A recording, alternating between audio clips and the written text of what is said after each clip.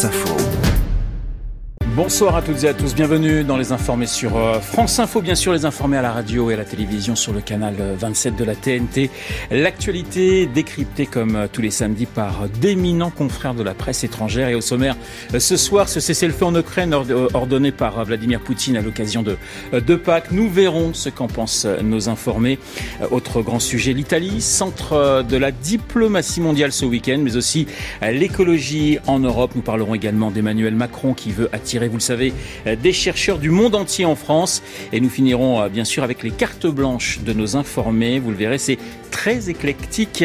Romans policiers, théâtre, avalanche et brioche en forme de colombe. Ça donne envie. Des informés qui ont pour nom ce soir Alberto Toscano. Bonsoir Alberto. Bonsoir. Journaliste italien, écrivain, éditorialiste à Paris. Vibeke Knop-Rachlin, correspondante de la presse norvégienne. Bonsoir Vibeke. Bonsoir. Et face à vous, Juan José Dorado, journaliste correspondant à Paris pour plusieurs journées espagnoles. Bonsoir Juan José. Buenas tardes. Merci d'être avec nous. Et puis nous espérons retrouver dans quelques instants Richard Verly, correspondant en France du quotidien suisse Blick. Richard, d'ailleurs, je vous vois, vous êtes là. Je vous souhaite évidemment d'être avec nous et de rester une heure à nos côtés. Les informés, c'est parti. L'actualité de ce samedi 19 avril, c'est ce cessez-le-feu ordonné par Poutine en Ukraine. Un cessez-le-feu qui doit durer jusqu'à dimanche, 23h heure française. Poutine qui se dit guidé par des considérations humanitaires. Réaction, Juan José. Qui peut croire à cette déclaration de Vladimir Poutine? Je pense que ce geste est juste un geste publicitaire de communication.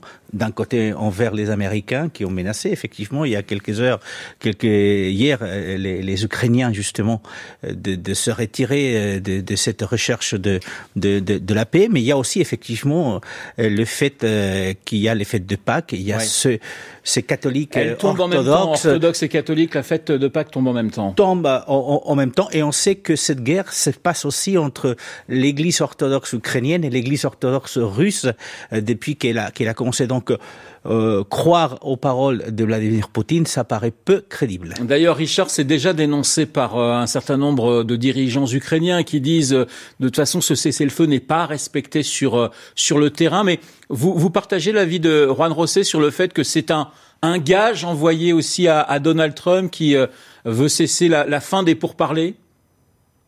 Écoutez, je pense d'abord que c'est absolument tragique. 24 heures de cessez-le-feu et de trêve le jour de Pâques, alors que depuis des semaines, l'Ukraine a tendu la main à la Russie en proposant une trêve totale. C'est la proposition de Volodymyr Zelensky. La réponse de Vladimir Poutine, elle est seulement affligeante et grave. Alors, est-ce que c'est au fond quelque chose qu'il tend à Donald Trump? Sans doute, mais qui peut être dupe?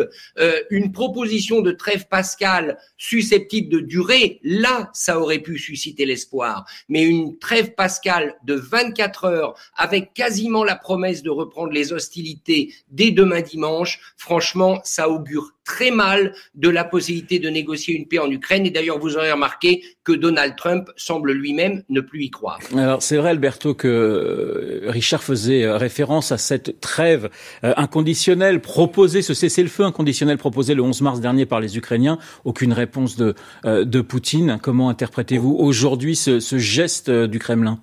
Je crois qu'il s'agit évidemment pas de croire à la bonne foi de Vladimir Poutine, qui n'existe évidemment pas. Il faut plutôt se mettre dans la peau de Vladimir Poutine, dans la tête, pour interpréter le cynisme de Vladimir Poutine. Et pour imaginer un calendrier qui pourrait être dans sa tête, cynique, c'est-à-dire un calendrier qui arrive à son point fondamental le 9 mai, jour où, sur la plage rouge, il va célébrer les 80 ans de la victoire des Alliés contre le nazifascisme. Donc, à ce point-là, il y a toute une escalade d'annonces qui peuvent donner le chaud et le froid, et dans sa tête pour arriver à ce moment et dire voilà, je suis arrivé à la fin de l'escalade de violence. Maintenant, on peut imaginer quelque chose d'autre. Donc, il veut arriver à une victoire militaire politique. Et c'est dans ce contexte que j'essaie d'interpréter ces 30 heures et inconsistantes et insignifiantes de présumée trêve. L'Ukraine face également aux déclarations de Donald Trump. Écoutez le président américain hier soir sur la même ligne que son secrétaire d'État Marco Rubio, prêt à laisser tomber les pourparlers de paix. Si pour une raison ou pour une autre, l'une des deux parties rend les choses très difficiles, nous dirons simplement « vous êtes fous, vous êtes des imbéciles, vous êtes des gens horribles » et nous passerons notre tour. Mais avec un peu de chance, nous n'aurons pas à le faire et Marco Rubio a raison de dire que nous voulons en finir. Pensez-y, chaque jour, beaucoup de gens sont tués. Nous n'allons donc pas accepter cela et nous verrons bien. Je pense que nous avons de bonnes chances de résoudre le problème. Vibeke, vous pensez qu'aujourd'hui Trump est prêt à laisser tomber les pourparlers, donc à laisser tomber totalement l'Ukraine? Jusqu'à présent, il fait ce qu'il dit. Donc, on a l'impression que c'est tout à fait possible. Parce qu'il n'a pas réussi son coup à le faire aussi rapidement qu'il voulait. Parce que, souvenez-vous, il disait « je vais faire la paix en 24 heures Oui. ». Bon, ça, il est vraiment passé à côté. Donc, on peut s'attendre à tout. Et puis, je trouve qu'il faut aussi, comme le faisait Alberto, souligner le cynisme de Poutine qui, en même temps qu'il déclare qu'il veut faire une trêve, envoie des drones sur Kiev. C'était au même moment. C'était au même moment, c'était effectivement dans l'après-midi. On va poursuivre cette discussion dans un instant. France Info, 20h10, le fil info, Emmanuel Langlois. Cet appel à témoins lancé par la police, c'est une enquête ouverte pour enlèvement et séquestration après la disparition inquiétante d'un adolescent de 12 ans à Poitiers, d'après le procureur de la Vienne. Ses parents n'ont plus de nouvelles depuis plus d'une semaine. Au moment où il devait aller chez son père, le garçon a déjà fugué par le passé. Le père a été entendu par la police. Marine Tondelier, réélue sans surprise et dans un fauteuil à la tête des écologistes par les militants, largement favorite. L'élu d'Hénin-Beaumont obtient 73% des voix et son courant arrive en tête de toutes les instances du parti. Quant à Sandrine Rousseau, qui briguait, elle, un poste au sein du bureau de politique des écologistes, eh bien, la députée de Paris n'a pas réussi à y entrer. Un mot de rugby avec les Françaises, toujours en course pour le Grand Chelem, mais le succès des Bleus face à l'Italie cet après-midi à Parme a mis du temps à se dessiner avec 2 essais inscrits dans les tout derniers instants de la rencontre. Score final 34-21, les Françaises qui enchaînent ainsi une 4e victoire de suite dans le tournoi Destination. Et puis du top 14 avec Castres qui se replace dans le haut du classement en battant la Lanterne Rouge Vannes 32-13. Lyon l'emporte sur Montpellier 32-23. La Rochelle met fin à une longue série de déconvenues en battant d'un cheveu Bayonne 29-28. Enfin Perpignan, l'avant-dernier, décroche un précieux succès face au Racing 92. Score 28-24. France Info. 20h, 21h, les informés. Renaud Blanc. Nous parlions de Donald Trump, prêt à laisser tomber ses pourparlers de paix. Juan Rosé, ça veut dire que il va laisser l'Europe une nouvelle fois face à ses responsabilités. Comme disait Vibeke, depuis le début, c'est ce qu'il est en train de dire. Ouais. Et c'est ce qu'il est en train de faire. Donc, il laisse l'Europe, de toute façon, face à sa responsabilité. La question est de savoir si l'Europe va être capable de prendre ses responsabilités. En tout état des causes, la réunion qui a eu lieu, donc, à Paris montre effectivement que la politique américaine, elle est toujours orientée vers la même direction. Donc, attendons voir comment ça va se passer dans les prochaines semaines. Mais s'il n'y a pas une réponse forte et unie des Européens, ceux qui vont vraiment payer le prix fort, ça va être les Ukrainiens. Alors toujours, Richard, dans cette hypothèse d'un désengagement total des Américains, est-ce que le plan de paix proposé par Paris, par Londres, avec l'envoi de troupes européennes sur le sol ukrainien, non pas en première ligne, mais tout de même sur ce sol ukrainien, est-ce qu'il peut être, j'allais dire, à nouveau déterré ? Écoutez, vous aurez remarqué comme moi qu'on ne sait rien de cette réunion qui s'est tenue jeudi à Paris. Il y a eu des communiqués officiels. La France s'est félicitée que l'Europe revienne dans le jeu diplomatique avec cette négociation qui incluait aussi des responsables ukrainiens. Il y aura bientôt une réunion à Londres, mais on ne sait absolument rien de ce qui s'est dit. autour de la table. Donc, à partir de ce moment-là, il y a deux manières d'interpréter. Soit, effectivement, les Américains se rendent compte que les Européens sont incontournables et que Vladimir Poutine, on ne peut pas lui faire confiance. Ça, ce serait, je dirais, la thèse plutôt positive. Et l'autre thèse, c'est que ce qui se prépare, c'est un abandon de l'Europe, parce qu'au même moment, vous l'avez remarqué, Donald Trump a enclenché des négociations avec l'Iran, des négociations qui, semble-t-il, si on en croit la partie iranienne, se passent plutôt bien, oui, et des négociations qui peuvent lui rapporter gros sur la scène internationale s'il arrive à faire renoncer l'Iran à l'arme nucléaire, ce qui serait un paradoxe parce que lui-même avait dénoncé l'accord négocié par les Européens en 2017 lors de son arrivée au pouvoir. Donc moi, ce qui m'inquiète, c'est que Donald Trump est peut-être en train de trouver le bouc émissaire qu'il lui faut pour dire à son électorat aux États-Unis: j'ai tenté de faire la paix en Ukraine, je n'y arrive pas, c'est la faute des Européens. Si c'est ce scénario-là, la période qui s'annonce va être très difficile. Allez, on passe à l'Italie, qui semble ce week-end être le centre de la diplomatie mondiale, rencontrée entre J.D. Vance et Giorgia Meloni. J.D. Vance, le vice-président américain, Vance reçu ce matin au Vatican, Rome qui accueille, Richard en parlait, également les émissaires iraniens et américains sur le programme nucléaire de Téhéran.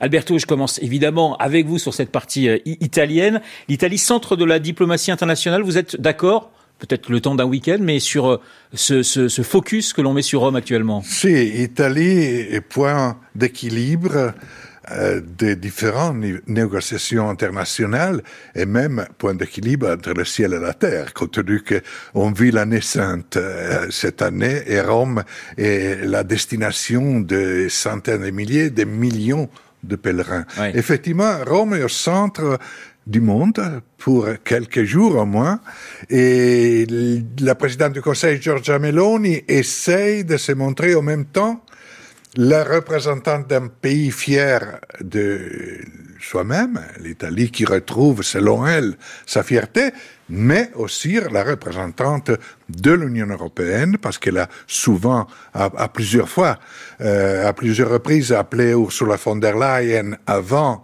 et après son voyage aux États-Unis, quand elle a été reçue par le président Trump à la Maison-Blanche, et ensuite, elle a essayé d'empocher les bénéfices des rencontres qu'elle a eues avec le vice-président J.D. Vance.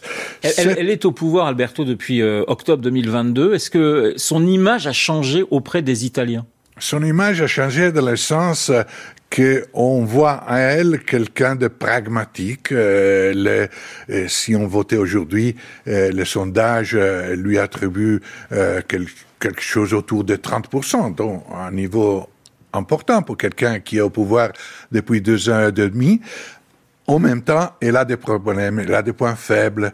Son allié, la Ligue du Nord, qui est un parti extrémiste, ami de Poutine, cynique et prêt à tout, y compris peut-être faire tomber le gouvernement pour essayer de gagner quelque chose dans d'éventuelles élections anticipées. Son alliance avec la Ligue du Nord est pour elle un point faible, un point délicat. Juan José, vous avez le sentiment qu'elle a gagné, si je puis dire, en épaisseur sur la scène internationale, Meloni ? Elle a gagné en épaisseur dans la mesure où elle s'est fait voir depuis plusieurs mois, et notamment sur cette séquence après l'élection de Donald Trump. Mais vous posiez la question quand même assez provocatrice. L'Italie, centre de la diplomatie mondiale. La réalité, au moins européenne, la réalité, c'est que Emmanuel Macron a critiqué Giorgia Meloni. La réalité, c'est qu'effectivement, elle veut peut-être être ce point d'équilibre, comme disait Alberto, entre les États-Unis et l'Union européenne. Mais ça paraît assez compliqué parce qu'il reste quand même assez isolé au sein de l'Europe. Même si effectivement, elle est très pragmatique depuis qu'elle est au gouvernement, elle est partie un peu de cette orthodoxie qu'elle vendait quand elle était candidate, mais en tout état de cause, c'est vrai qu'elle a un jeu à jouer, un rôle à jouer, ouais. Sauf que, excusez-moi, il y a d'autres pays européens, notamment les Allemands, notamment les Français, qui vont pas lui laisser carte blanche. Alors justement, Vibeke, il y a cette... Oui, vous vouliez mais dire. C'était quand même, on peut le dire, une très belle journée pour l'Italie, pour Rome, avec Meloni qui raconte raconté tout ce qu'elle avait fait, les pourparlers avec Trump, avec J.D. Vance qui était là, et avec, il faut pas oublier, les discussions très importantes entre l'Iran et les États-Unis. Ah, et ils se sont parlé pendant 4 heures. Oui. Dans une petite ruelle à Rome, et apparemment les discussions ont bien progressé. Mais il y a toujours cette grande question sur l'attachement de Mélanie à l'Europe. En tout cas, cette question qu'on se pose à Paris et dans d'autres capitales européennes. Je trouve que le dessinateur Plantu a fait un très beau dessin il y a quelques jours. Il l'a mis complètement à l'écart, comme ça, entre les États-Unis et l'Europe. Et elle balançait avec une jambe de chaque côté. Ça, je trouve que ça, comme d'habitude, les dessins disent beaucoup plus que les mots. Richard, sur le dessin de Plantu. C'est ça. Ceci dit, si vous permettez, personne n'a le monopole de l'européisme, personne n'a le monopole de l'Europe. Qu'il soit l'Italie, la France, l'Allemagne, l'Espagne, personne n'a le monopole de l'européisme. Que ça soit bien clair. Richard, tout de même, sur justement ces relations entre Mélanie et Macron, c'est que ça a été compliqué. Comment vous sentez justement ce leadership européen? Il appartient à qui? Alberto dit finalement, ils sont plusieurs sur la même ligne. C'est aussi votre sentiment? Oui, moi je pense que Giorgia Meloni, c'est une erreur diplomatique d'Emmanuel Macron et une erreur de jugement politique. Il est évident qu'Emmanuel Macron ne l'a pas pris au sérieux dès le début. Il ne l'a pas convié, vous vous souvenez, à un certain nombre de réunions avec Volodymyr Zelensky, et je crois qu'il va en payer le prix aujourd'hui parce que Giorgia Meloni, elle s'est émancipée. Elle a cette chance de surfer sur la vague nationale populiste européenne, mais de ne pas se laisser rattraper par cette vague. Ça, son pragmatisme lui permet justement d'être vraiment ce point d'équilibre. Et par ailleurs, elle a l'oreille de Trump, elle vient de le démontrer, et si elle réussit ce qu'elle a promis, à savoir réunir à Rome prochainement Donald Trump, Ursula von der Leyen, la présidente de la Commission, et peut-être d'autres responsables européens, il faut reconnaître qu'elle aura rendu un vrai service à l'Union européenne dans un moment difficile. Donc je crois que la carte Mélanie, c'est une carte qui existe, et c'est dommage que la France continue d'avoir vis-à-vis de l'Italie et de sa diplomatie une certaine condescendance. Vous aurez remarqué que lors de la réunion d'il y a 2 jours à Paris, il y avait le ministre anglais, le représentant du ministère allemand des Affaires étrangères, les Ukrainiens. Il n'y avait ni l'Italie, ni un autre grand pays d'Europe qui est incontournable, la Pologne. C'est sans doute dommage. Allez, on poursuit cette discussion dans un instant. France Info, 20h20, le fil info, Emmanuel Langlois. L'Ukraine dit attendre des actes, pas des paroles. Réaction du ministre ukrainien des Affaires étrangères qui ajoute qu'on ne peut pas faire confiance au chef du Kremlin après la trêve pascale côté russe ordonnée par Vladimir Poutine. Elle a théoriquement débuté à 18h ce soir, heure française, et se terminera à minuit demain soir, alors qu'un gouverneur ukrainien signale il y a quelques minutes des attaques de drones russes, affirmant ne pas voir d'accalmie donc après cette annonce de Vladimir Poutine. Environ 300 personnes, 300 tuffeurs rassemblés à Trémorel dans les Côtes-d'Armor pour une rave party qui entend bien durer jusqu'à lundi avec le week-end prolongé de Pâques. Une trentaine de gendarmes sont sur place pour encadrer ce rassemblement. Par ailleurs interdit cette semaine par le préfet. Ils s'attendent à un pic d'affluence ce samedi soir. Malgré les critiques internes, la patronne des écologistes, Marine Tondelier, elle a été réélue ce samedi à la tête du parti, sans surprise. L'élu d'Hénin-Beaumont est plébiscitée par une large partie des adhérents. Elle sera donc à la manœuvre pour les municipales et pour la présidentielle de 2027 après l'échec cinglant des européennes. Et puis fin de partie pour Arthur Fils. 8 jours après avoir déjà subi la loi de Carlos Alcaraz à Monte-Carlo, le Français s'est à nouveau incliné ce samedi, cette fois en demi-finale du tournoi de Barcelone. Défaite en 2-7 face à l'Espagnol, numéro 2 mondial, qui sera opposé demain en finale au Danois Holger Rune. France Info. 20h, 21h, les informés. Renaud Blanc. On parlait à l'instant de Giorgia Meloni, de ses liens avec l'administration républicaine. J.D. Vance, le vice-président américain, a été reçu ce matin au Vatican. Alors officiellement, il n'a pas rencontré le pape, mais son bras droit, le cardinal italien Pietro Parolin, un François en forme face à Vance, ça aurait valu peut-être le déplacement, parce qu'on sait notamment, Alberto, que sur la question migratoire, on a quand même 2 visions diamétralement opposées. Absolument. La ligne du président Trump n'a rien à voir, elle est aux antipodes par rapport à la ligne du pape François. Ceci dit, la rencontre a été, comme vous venez de dire, avec le cardinal Parolin, qui est le cerveau diplomatique, le chef de la diplomatie vaticaine, le secrétaire d'État, dont là, ils ont discuté en langage diplomatique. Les deux parties, l'Église catholique, le Vatican, et de l'autre côté des États-Unis d'Amérique, ont besoin malgré tout de garder des relations de collaboration et de limiter la polémique qui existe sur le Moyen-Orient, qui existe au sujet de l'Ukraine et surtout qui existe sur la question des migrants. Alors, le Vatican, combien de divisions, hein? Vous vous souvenez évidemment de cette phrase de Staline. Est-ce que vous avez le sentiment, Juan Rosé, que quelque part, le Vatican revient dans un jeu diplomatique avec cette visite du vice-président ?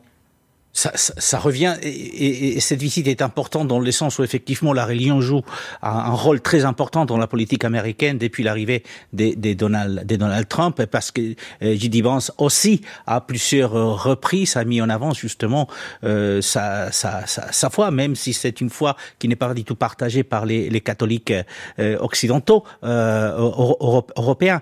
Mais en tout état de cause, ça revient en jeu. Mais est-ce que le Vatican est capable de faire inverser les politiques américaines?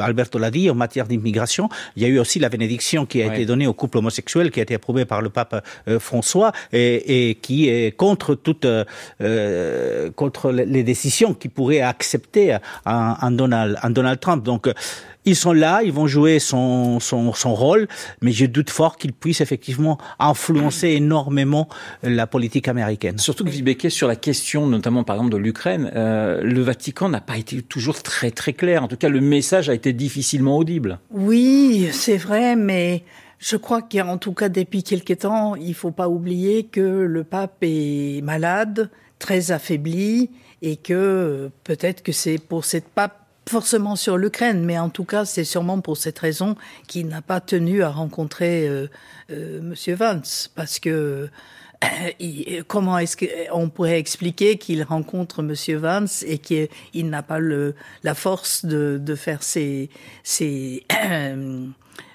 la messe et la bénédiction notamment demain. Oui, les bénédictions de Pâques, c'est ça. Allez, retour en France avec hier les mots d'Emmanuel Macron. Chercheurs, chercheuses du monde entier, choisissez la France, choisissez l'Europe. Chercheurs du monde entier, Richard, c'est surtout les chercheurs américains, on est bien d'accord?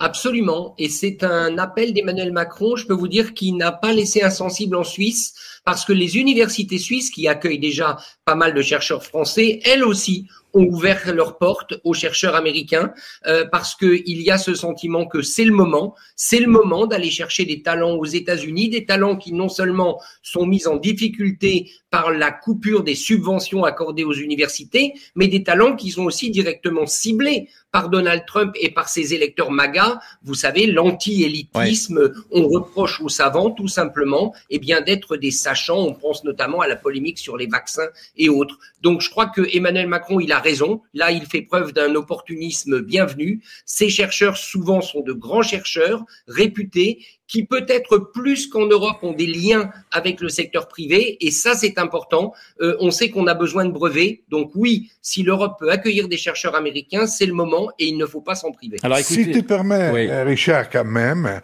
la chose qui me frappe à ce sujet est l'absence d'un choix européen. Emmanuel Macron parle souvent d'Europe, et là il y a un pays qui joue perso.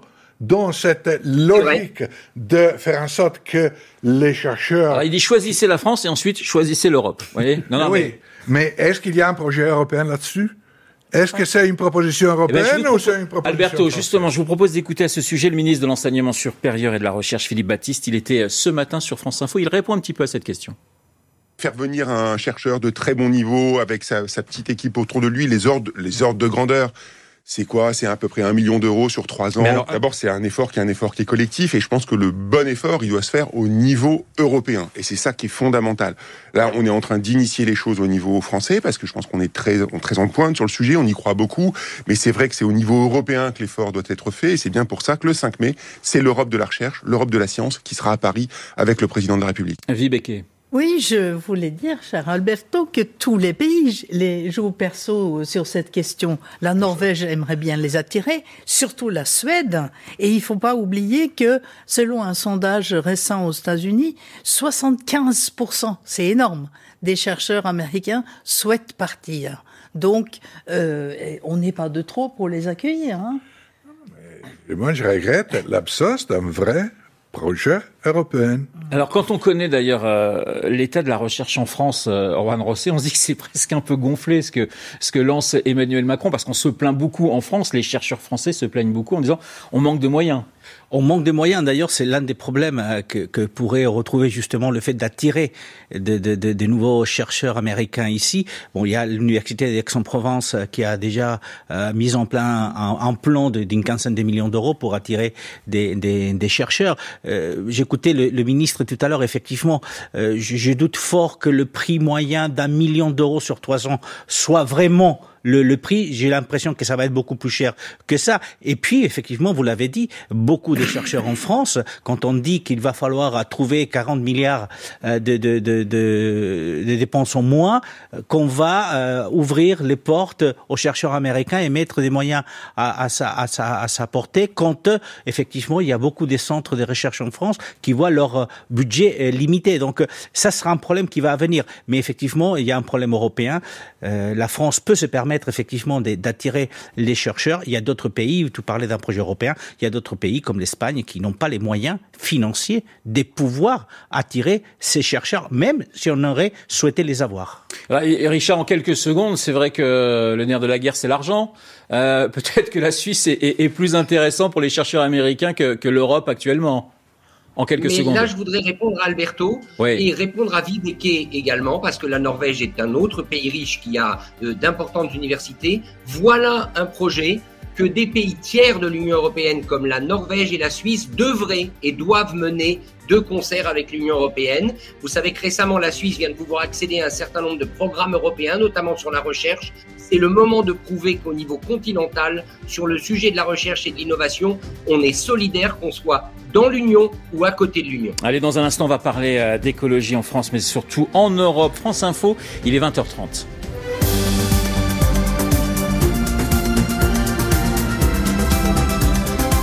L'actualité avec Emmanuel Langlois. Et Volodymyr Zelensky qui propose d'étendre le cessez-le-feu ordonné aujourd'hui par Vladimir Poutine en Ukraine à l'occasion de Pâques. Selon le chef du Kremlin, la trêve est en vigueur depuis la fin de cet après-midi, heure de Paris, et jusqu'à demain soir minuit.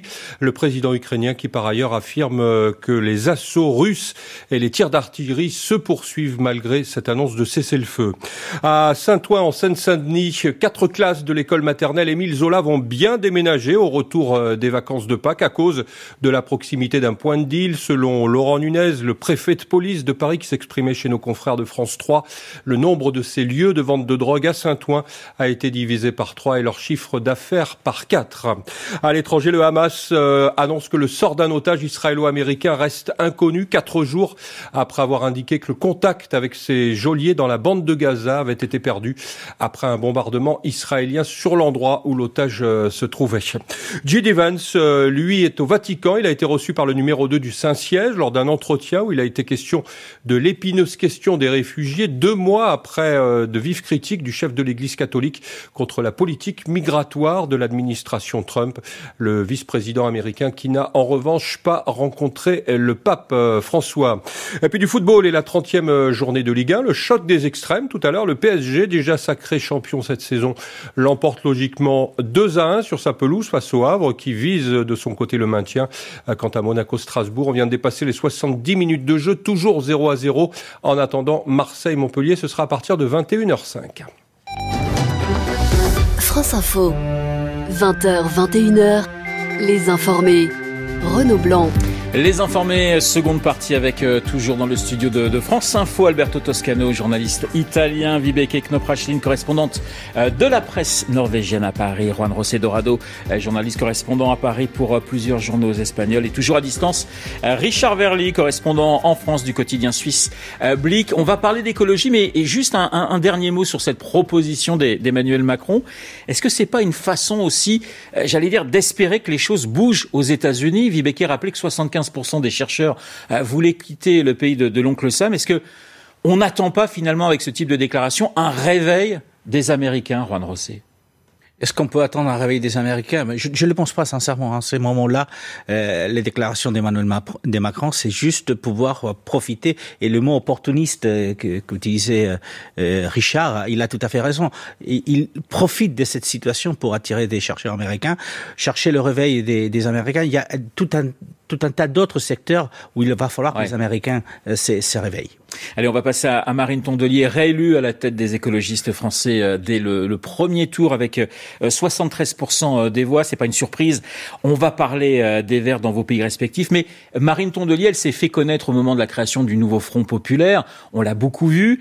Est-ce qu'elle vous intéresse et est-ce qu'elle intéresse vos compatriotes? Alberto, très franchement. Marine Tondelier n'est pas hyper populaire en Italie, mais quand même, en Italie, on regarde avec attention, depuis longtemps quand même, ce que les Verts français font et disent. C'est un parti qui est présent au niveau européen. L'expérience écologiste en France est une expérience qui a un patrimoine d'histoire derrière elle, et qui plus est, entre écologistes italiens et français, il y a un effort de agir ensemble sur certains dossiers, sur certaines batailles. Par exemple, je rajoute moi, à mon avis, malheureusement, contre le tunnel Lyon-Turin, qui serait bien utile à mon avis personnel, à la circulation ferroviaire en Europe, aussi pour limiter l'avion, dont, à mon avis, le tunnel Lyon-Turin a une importance aussi écologique. Mais les écologistes français et italiens s'opposent et luttent ensemble contre cette initiative. Vibeke. Alors, une réponse franche. Une réponse franche. Elle n'est pas très connue. Et vraiment. La seule écologiste française, entre guillemets, qui est connue en Norvège, c'est Eva Joly. Oui, on comprend pourquoi. Oui, effectivement. Donc, voilà. Juan José.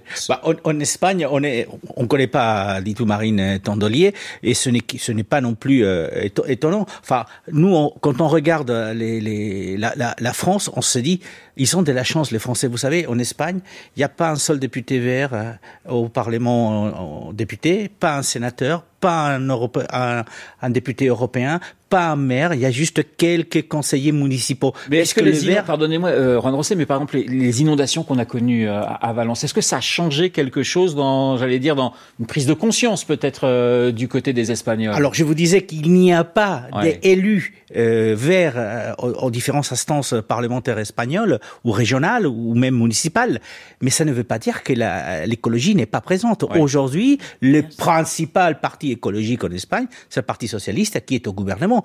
Pedro Sánchez a fait de l'écologie donc l'un des thèmes de ses campagnes successives depuis qu'il est au pouvoir en 2018. Donc en fait, la différence en Espagne, c'est que le Parti vert est inexistant, mais parce que tous les partis politiques se sont appropriés les sujets écologiques d'une façon ou d'une autre et ils sont intégrés dans les différents programmes. Résultat, le Parti écologique en tant que tel n'a pas effectivement de visibilité pour pouvoir être élu ou avoir des élus dans les différentes instances. Richard, sur la popularité de Marine Tondelier en Suisse et des Verts français, est-ce qu'on les suit? Oui, d'abord une petite blague. Je remarque que notre ami Juan José a une veste vert éclatante comme Marine Tondelier. Il savait qu'on allait parler effectivement de Marine Tondelier. C'est un clin d'œil, forcément. Alors, en Suisse, les écologistes ont pris une claque aux dernières élections législatives.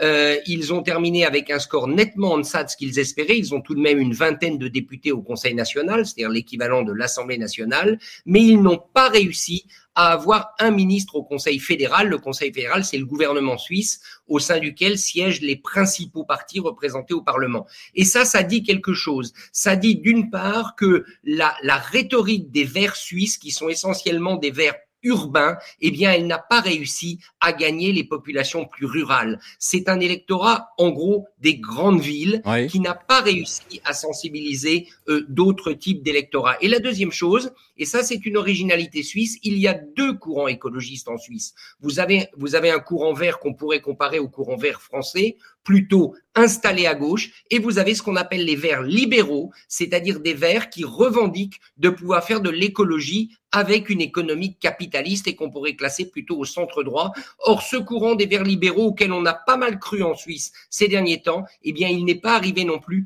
à progresser. Donc, au fond, les deux fronts écologistes en Suisse, pour l'instant, ça patine. Alberto, c'est vrai qu'on parle d'un positionnement à gauche des écologistes français, avec l'idée de changer le modèle économique, sinon on va dans le mur. Est-ce que c'est la même chose en Italie, chez les écologistes italiens ? Oui, c'est la même chose, dans le sens qu'en Italie, il y a un parti qui regroupe la gauche radicale et les écologistes. Le parti vert-rouge, disons.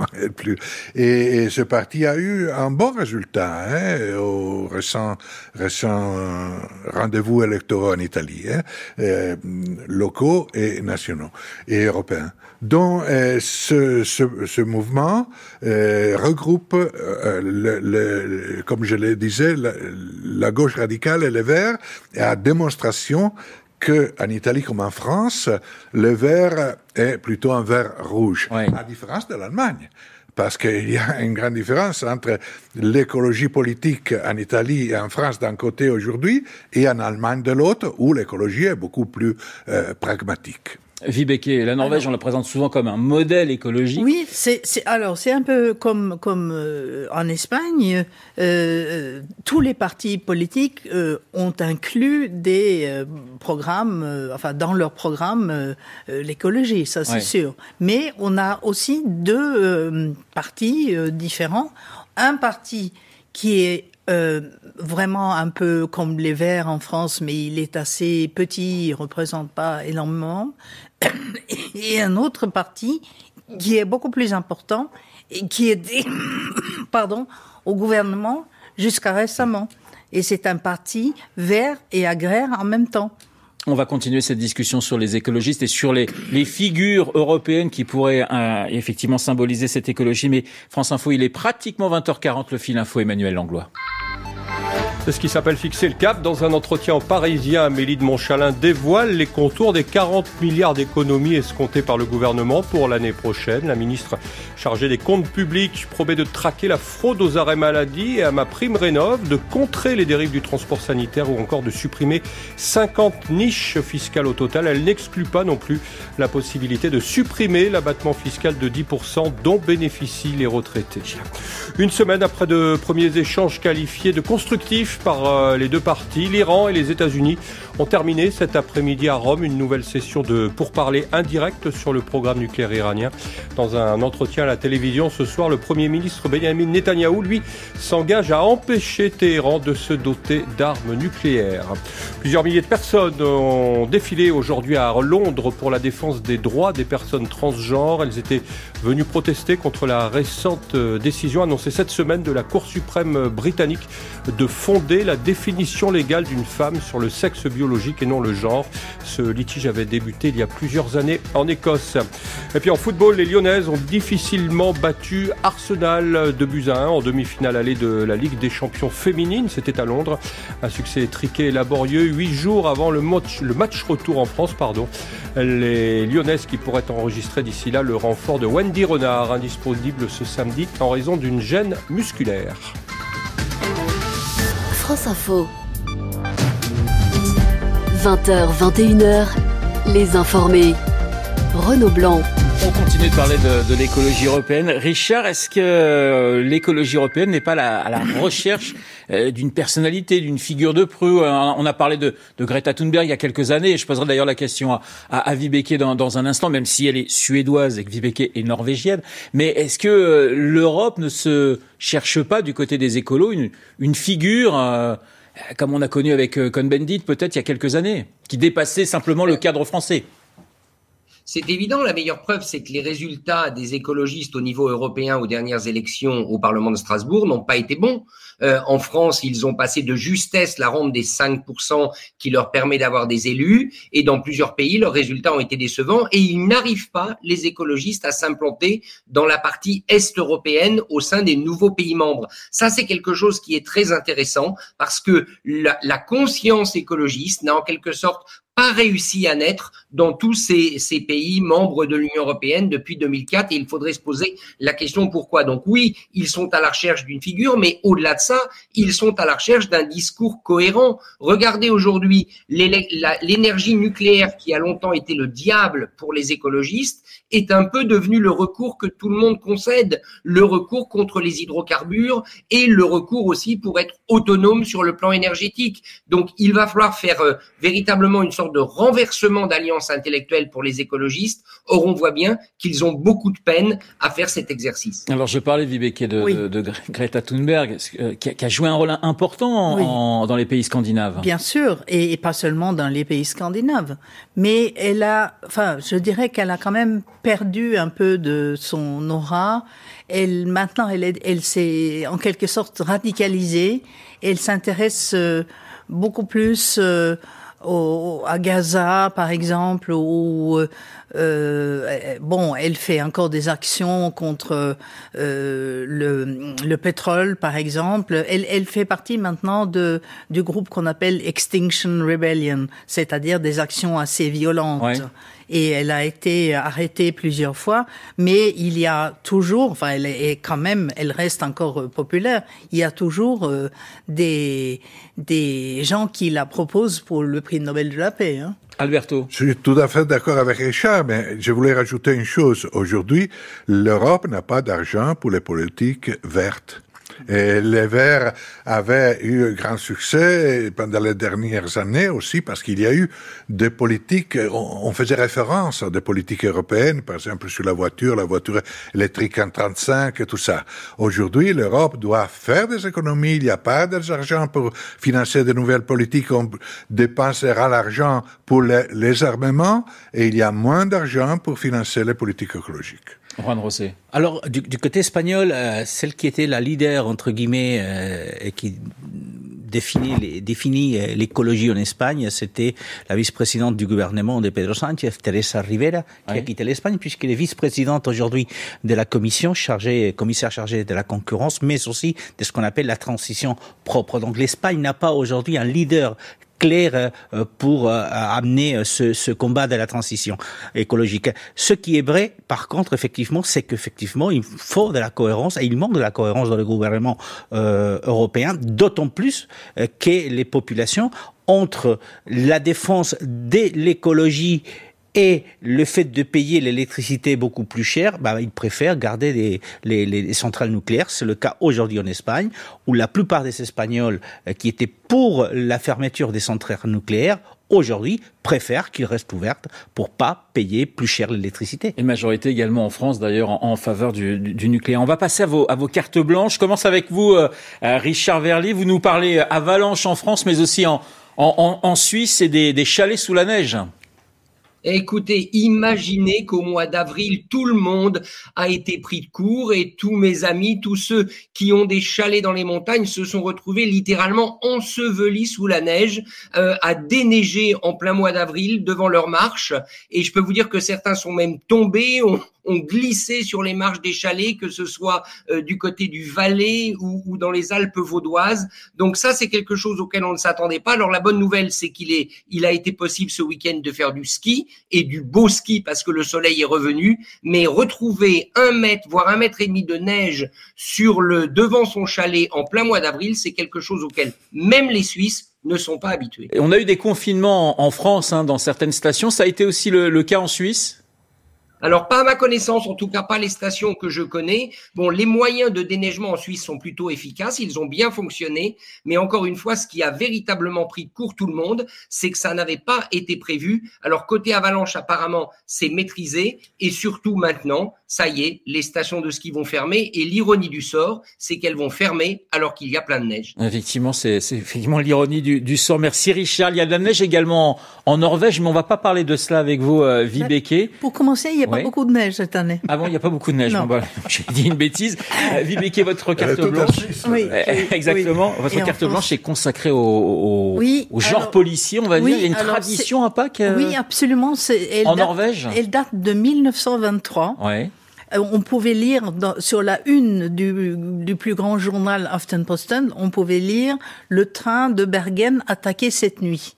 et tout le monde croyait que c'était vrai. Oh là là, scandale, etc. Et en fait, c'était une pub pour un roman policier qui se passait dans ce train la nuit de Pâques, enfin du lundi de Pâques. Et ça a créé une tradition. Et maintenant, tout le monde lit. Il y a un véritable engouement, pas seulement pour les romans policiers, mais ça a été suivi par la radio et maintenant la télé. Et il faut dire aussi que les vacances de Pâques en Norvège sont très très longues.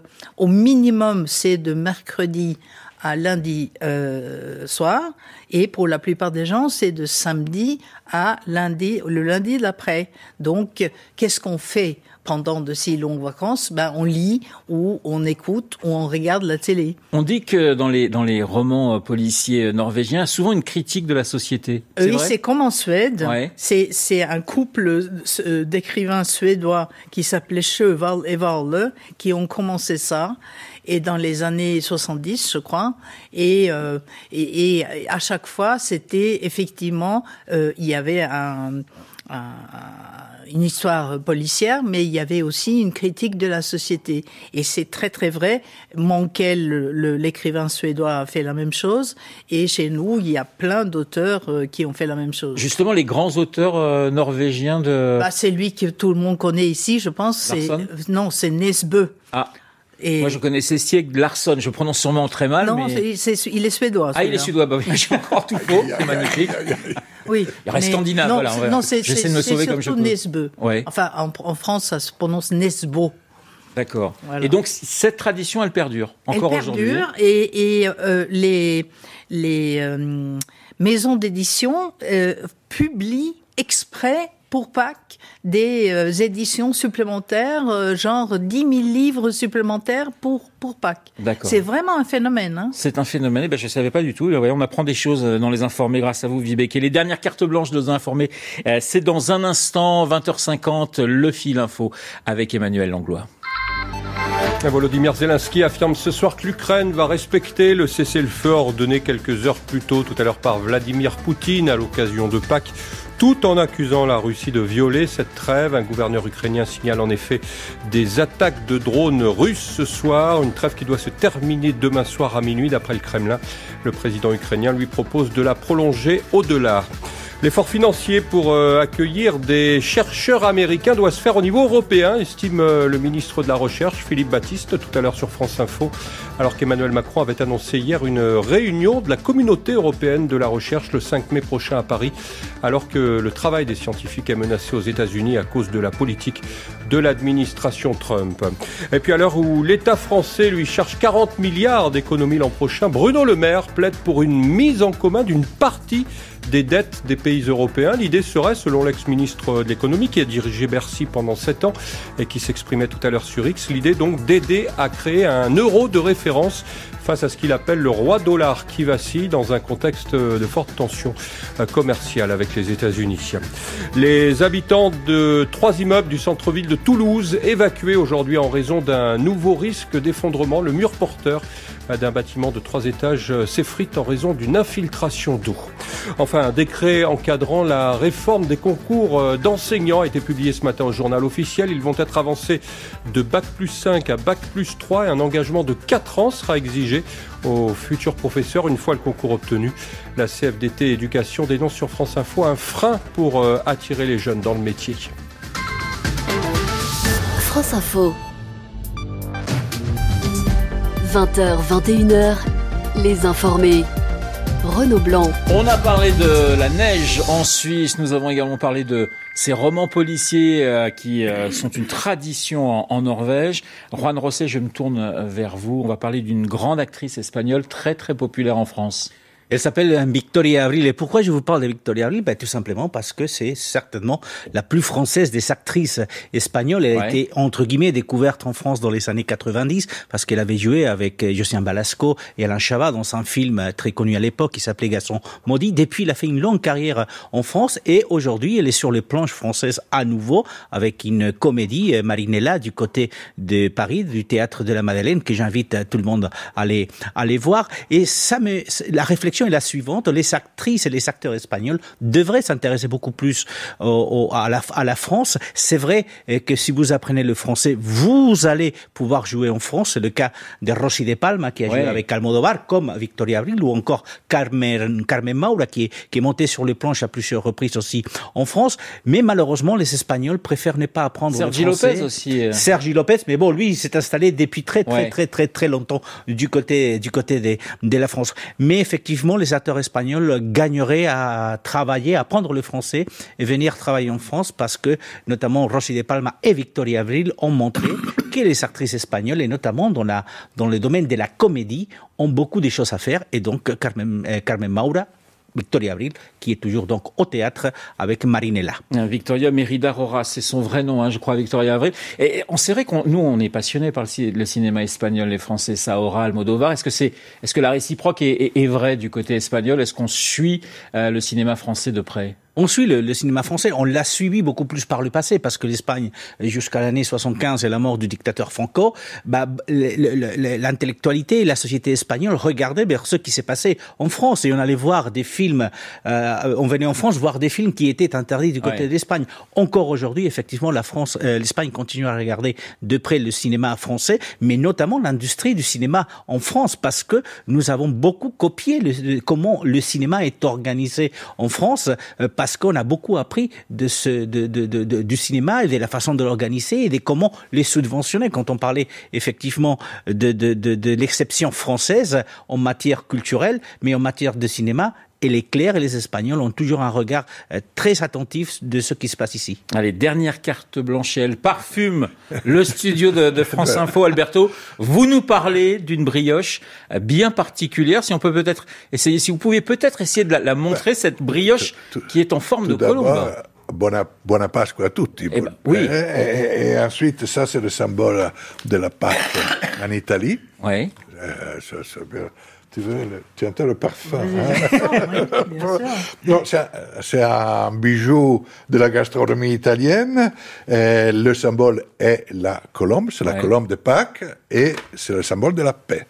Le message de la Pâques comme message de paix. L'œuf en chocolat est le message de la résurrection, de la vie qui continue. Et donc, là, c'est un message de Pâques, mais aussi un message de bonne volonté utile à tout le monde, évidemment bien au-delà de la religion, et le message de la paix, à plus forte raison, à sa traduction, cette interprétation gastronomique. Cette colombe de Pâques a été réalisée en Sicile, et là, il y a, dans ce bijou gastronomique italien, il y a un autre bijou, c'est l'amande. Ouais. L'amande, c'est un drapeau de Sicile. Et l'amande, qui est bien présente aussi en France, dans la galette des rois, la pâte d'amande, et vient de Sicile. Et là, il y a comme un lien entre cette terre de Sicile et ce message de paix qui est la colomba pasquale. On dit que ça remonte mais je vous en prie, Alberto, vous avez tous les droits. On dit que ça remonte au VIe siècle. Ça remonte au VIe siècle.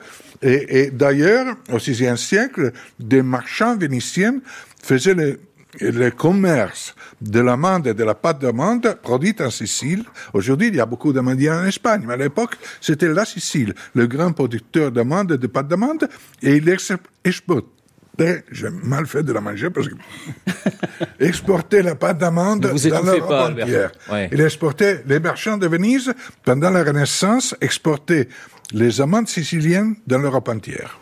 Voilà. Et je crois que ça remonte à une histoire, effectivement, d'un roi qui rentre dans une cité et un boulanger lui offre cette colombe en signe de paix. Oui, ça c'est la légende. Ça c'est la légende. Au-delà de la légende, il y a le message, la colombe, la palome de Picasso comme symbole de la paix. Allez, on va la déguster dans un instant. C'est formidable, c'est que maintenant les informés nourrissent les journalistes de France Info. Merci beaucoup. J'ai mal fait demain. Merci Alberto. Alberto Toscano, journaliste italien, écrivain, éditorialiste à Paris. Merci Vibeke d'avoir été avec nous. Vibeke Knop-Prachlin, correspondant de la presse norvégienne. Je salue à distance Richard Verly pour la Suisse. Merci Richard d'avoir été avec nous. Merci, et la prochaine fois avec des chocolats suisses. Eh ben voilà, c'est formidable. Voyez, je te garde un peu de colombe. Voilà. On vous garde un petit peu de colombe, et merci beaucoup Juan José Dorado d'avoir été dans le studio de France Info, correspondant à Paris pour de nombreux journaux espagnols. Je vous souhaite une excellente soirée sur France Info, bien sûr.